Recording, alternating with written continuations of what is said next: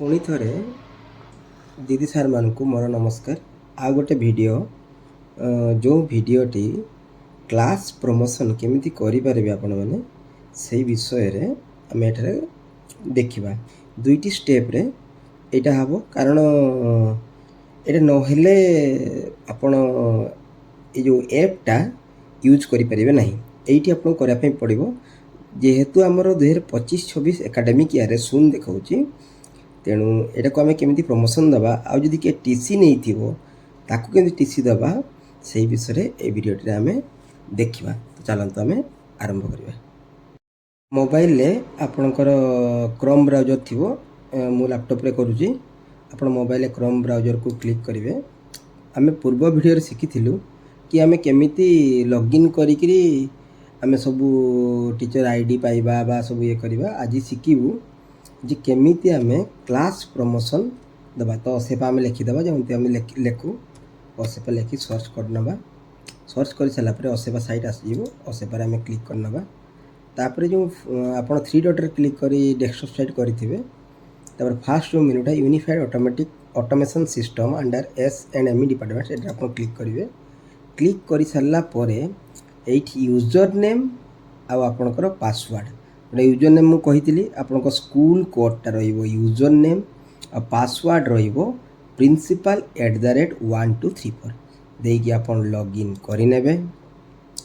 Login कर सारा देखु ये आपण को देखा टीचर संख्या देखी दूँ किंतु ये कौन पिला संख्या कौन देखा टोटाल स्टूडेंट आपन को 0 देखा बुझिपारे से कौन करा ना आम खाली डैशबोर्ड मेनू शिखी एसएस कंट्रोल मैनेजमेंट शिखी और एजआरएमएस शिखी। आज शिखा आम केमिति इधर 25-26 रे पिला संख्याटा आम देखा।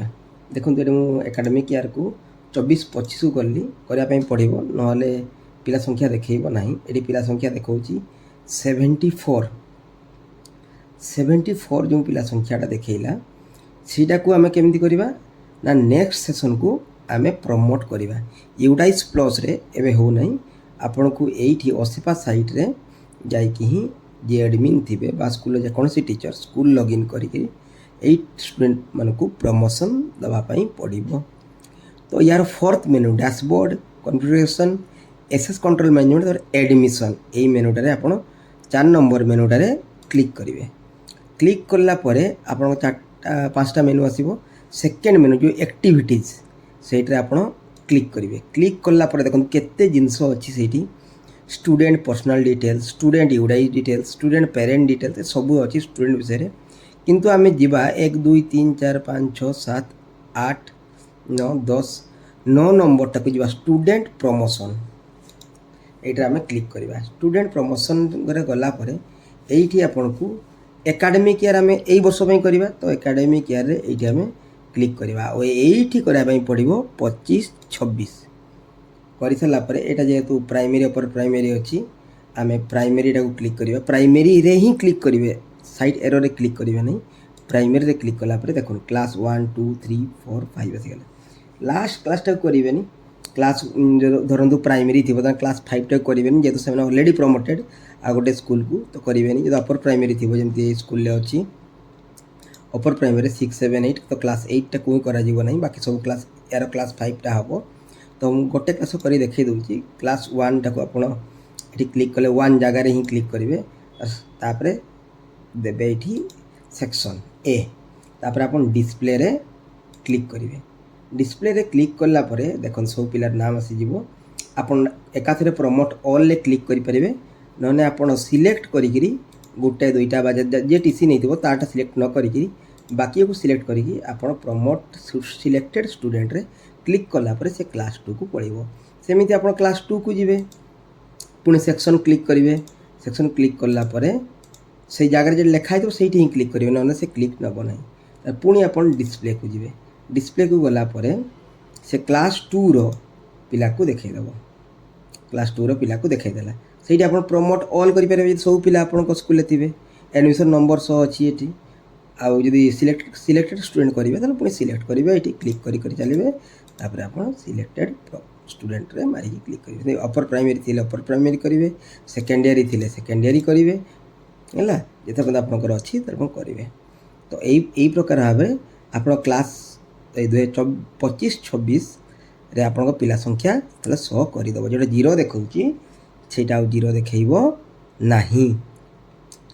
ତାପରେ ଆମେ TC କେମିତି ଦେବୁ, TC ଆମେ କେମିତି ଦେବେ, ପୁଣି ସେ ଆଡ଼ମିସନ୍ ମେନୁରେ କ୍ଲିକ୍ କରିବେ, ଆକ୍ଟିଭିଟିଜ୍କୁ ଯିବେ, ତାର 10 ନମ୍ବର ଯେଉଁ ରହିଲା ଷ୍ଟୁଡେଣ୍ଟ ଟ୍ରାନ୍ସଫର୍ ହେଲା, ଆଉ ଟ୍ରାନ୍ସଫର୍ ସାର୍ଟିଫିକେଟ୍ ଦେଖନ୍ତୁ 7 ନମ୍ବର ଅଛି। ଏଇ ଦୁଇଟା ମେନୁରେ ଆପଣ ଷ୍ଟୁଡେଣ୍ଟକୁ ଯେ ଟ୍ରାନ୍ସଫର୍ ନେଇଥିବ ତାକୁ ଟ୍ରାନ୍ସଫର୍ ଦେଇଦେବେ, ଆଉ ଟ୍ରାନ୍ସଫର୍ ସାର୍ଟିଫିକେଟ୍ ଯଦି ଇସ୍ୟୁ କରିବାର ଥିବ ସେଇଠି ଆପଣ କ୍ଲିକ୍ କରିବେ।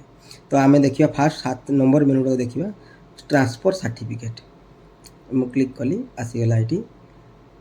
এটা କାହାରି ଟ୍ରାନ୍ସଫର୍ ଦିଆହେଇନି ବୋଲି କାହାରି ଟ୍ରାନ୍ସଫର୍ ସାର୍ଟିଫିକେଟ୍ ଦେଖାଉନି। ତ ଆମେ ଡାଇରେକ୍ଟ ପୁଣି ଥରେ ଯିବା ଆକ୍ଟିଭିଟିଜ୍କୁ ଯିବା, ଆଡ଼ମିସନ୍ର ଷ୍ଟୁଡେଣ୍ଟ ଟ୍ରାନ୍ସଫର୍କୁ ଯିବା। ଏଇଟା ଦେଖନ୍ତୁ ଆସିଗଲା। ଏଇଠି ଏରର୍ ଅଛି, ଯେହେତୁ ମୁଁ ତା ପ୍ରୋବ୍ଲେମ୍ କ'ଣ ହେଉଛି ଶୁଣନ୍ତୁ, ଆପଣ ଲଗ୍ଇନ୍ କରିପାରିବେନି 500 ମିଟର ରେଡ଼ିୟସ୍ ଭିତରେ, ସ୍କୁଲର 500 ମିଟର ରେଡ଼ିୟସ୍ ଭିତରେ ଆପଣଙ୍କୁ ଲଗ୍ଇନ୍ କରିବା ପାଇଁ ପଡ଼ିବ। ମୋବାଇଲର ନେଟ୍ ଅନ୍ ଥିବା ଦରକାର, ଆଉ ଆପଣଙ୍କର ଲୋକେସନ୍ ଅନ୍ ଥିବା ଦରକାର, ତେବେ ଯାଇକି ଆପଣ ଲଗ୍ଇନ୍ କରିବା ସବୁ ଜିନିଷ ଆପଣ କରିପାରିବେ। ଆଉ ଭୁଲରେ ବି 500 ମିଟରରୁ ବାହାରକୁ ଯିବେ ନାହିଁ, ସେ ଅଟୋମେଟିକ୍ ଲଗ୍ ଆଉଟ୍ ହେଇଯିବ, ଆପଣଙ୍କୁ ଆବସେଣ୍ଟ ଦେଖାଇଦେବ ସ୍କୁଲରେ। ତ ଏଇଠି ଦେଖନ୍ତୁ ସ୍କୁଲ ଆଡ଼ମିସନ୍ ନମ୍ବର ଅଛି, ଷ୍ଟୁଡେଣ୍ଟ ୟୁଡାଇସ୍ ପେନ୍ ଦିଆହେଇଛି, ଆଧାର ନମ୍ବର ଦେଇଛି, TC ନମ୍ବର। ଆପଣ ଯେକୌଣସି ଜାଗାରେ ଗୋଟେ କ୍ଲିକ୍ କରିକି ଆପଣ ତାର ଦେଇକରି ଆପଣ ଇନିସିଏଟ୍ କରିପାରିବେ ଯେ ତାର ଆଡ଼ମିସନ୍ଟା କେବେ ହେଇଛି, ଆଉ ଏଠୁ TC ଦେଇପାରିବେ। ବୁଝିପାରିଲେ? ମୁଁ ଭାବୁଛି ଆପଣଙ୍କୁ ଏ ଭିଡ଼ିଓଟି ଇନଫର୍ମେଟିଭ୍ ହେଇଥିବ ସବୁ ଜିନିଷଟି। ଏଇଠି ଇମ୍ପୋର୍ଟାଣ୍ଟ ହେଉଛି ଯେଉଁ ଡ୍ୟାସବୋର୍ଡ଼ରେ ଆମର ଦେଖାଉଛି, ଏଇଟା 24-25ରେ ଦେଖନ୍ତୁ 74 ପିଲା ଦେଖାଉଛି, କିନ୍ତୁ 25-26ରେ ଯେଉଁଟା 0 ଦେଖାଉଛି ସେଇଟା କ'ଣ 0 ଦେଖେଇବ ନାହିଁ। କ୍ଲାସ୍ ପ୍ରମୋଟ୍ କଲା ପରେ ଏଇଠି ଆପଣଙ୍କ 0 ଦେଖେଇବ ନାହିଁ। ଏଇଟା କ'ଣ ହେଇଯିବ, ଆପଣଙ୍କୁ ଯେତିକି ପିଲା ପ୍ରମୋସନ୍ କରିବେ ସେତିକି ପିଲାକୁ ଦେଖେଇବ। ଆଉ କ୍ଲାସ୍ 1ର ଆଡ଼ମିସନ୍ ୟୁଡାଇସ୍ ପ୍ଲସ୍ରେ ହେଇସାରିଲା ପରେ ବାକି ଷ୍ଟୁଡେଣ୍ଟଟା ବି ଏଇଠି ଆପଣ ଶୋ କରିବ। এইটা କରିସାରିଲା ପରେ ଆପଣ HRMSରେ ସିଫ୍ଟ ଆଲୋକେସନ୍ କରିସାରିଲା ପରେ ଯାଇକି ଆପଣଙ୍କ ଏପ୍ଟା ୟୁଜ୍ କରିପାରିବେ। ତ ସେଥିପାଇଁ ପ୍ରଥମେ ଆପଣ ଏଇ ଜିନିଷଟା କରିନେବେ, ତାପରେ ସିଫ୍ଟ ଆଲୋକେସନ୍ କରିନେବେ, ତାପରେ ଯିଏ ଯେଉଁ ଟିଚର୍ ଯାହାକୁ ଯେଉଁ ଦାୟିତ୍ୱରେ ଦିଆହେଇଥିବ ସେଇ ଦାୟିତ୍ୱ ସେ କାମ ତୁଲେଇବେ। ଯେଉଁ ସ୍କୁଲରେ 2 ଜଣ ଟିଚର୍ ଅଛନ୍ତି କିନ୍ତୁ 5ଟା କ୍ଲାସ୍ ଅଛି, ସେଠି ମଧ୍ୟ 2 ଜଣ କ୍ଲାସ୍ ଟିଚର୍ ରହିବେ, ଆଉ 2ଟା କ୍ଲାସ୍ରେ କୋ ଟିଚର୍ ଭାବରେ ତାକୁ ଦେଲେ ଯାଇକରି ସେ ନେବ, ନହେଲେ ନେବ ନାହିଁ। ତ ଆଜି ପାଇଁ ଏତିକି। ଯଦି କାହାର କିଛି ବି ଡାଉଟ୍ ରହିବ ତାହେଲେ ଆପଣ ମୋତେ କମେଣ୍ଟ ବକ୍ସରେ ପଚାରିପାରିବେ। ଆଉ ଅଧିକ ଜାଣିବା ପାଇଁ ବା ନୂଆ ନୂଆ ମୋର ଯେଉଁ ଅପଡ଼େଟ୍ ଭିଡ଼ିଓ ଦେଖିବା ପାଇଁ ଚ୍ୟାନେଲଟିକୁ ସବସ୍କ୍ରାଇବ୍ କରିନେବେ। ଧନ୍ୟବାଦ। ଜୟ ଜଗନ୍ନାଥ।